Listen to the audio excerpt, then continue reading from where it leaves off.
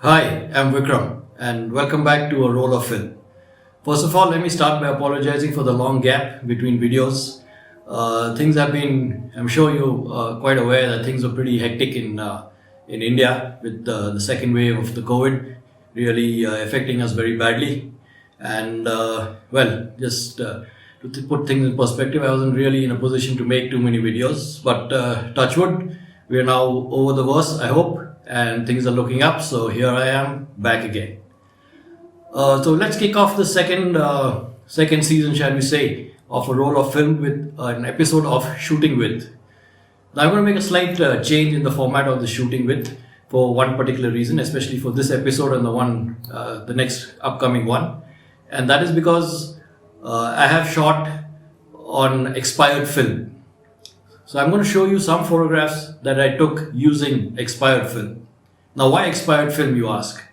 Well, for a long time, I've been an admirer of a photographer called Saul Leiter. I'm sure a lot of you would have heard of him, one of the New York masters, as they were known. And he did a lot of work on expired film, using expired film, because it gave he liked the aesthetic of expired film, the faded look. Now, for those who are not familiar with his work, I'm going to drop a link down below, so you could just quickly check out his work and you know what I was talking about. Now, I've always wanted to shoot expired film, but unfortunately, it was very difficult to find expired film in India for obvious reasons. And luckily, during the last lockdown, I was just going through some of my old drawers, etc., and I found, to my surprise, a couple of rolls of film left over from when I last shot film. So that would be about, I think, about taking an educated guess. I can never really know the exact time, but I would say about 15 years old. So I got basically my hands on 2 or 3 rolls of 15-year-old expired film, and I decided to make the best of it, and I went and shot. So this is the first roll which I shot with 15-year-old expired film. I also managed to get hold of another roll of film which had the date on it, on the box, and that was 40 years old. So I shot that too. Unfortunately, that didn't come out too well, so I'm not going to show you that. In fact, actually, there's nothing to show. So right now, what I'm going to do is I'm going to slightly move away from the format of shooting with videos.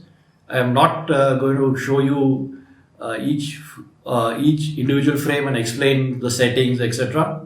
I'm just going to now show you a slideshow of about 20 images that came out of that roll, which I thought were worth showing. Some of them are very good, some of them are good, some of them are pretty okay, but please do have a look at the whole lot.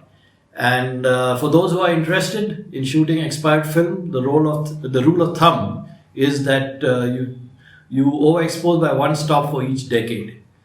Now, this is just a thumb rule, and a lot depends on how the film is stored, where it's stored, etc., etc. And so you're really basically shooting blind. And one never really knows what state the film is, so you really don't know what you're going to get. So I think that makes it even more exciting to shoot expired film. So please have a look at the photographs, and if you have any questions or if you'd like to know any more information, please do write it in the comments below. I want to make this a little more interactive now instead of me just talking. So if you have any queries, if you want to know more, drop in a comment and I will answer it. And yes, if you want to see the photographs on a larger screen, I'm also going to drop a link down below which will give you the high-res images of these photographs. So without any further ado, have a look and I'll see you next time. Thank you.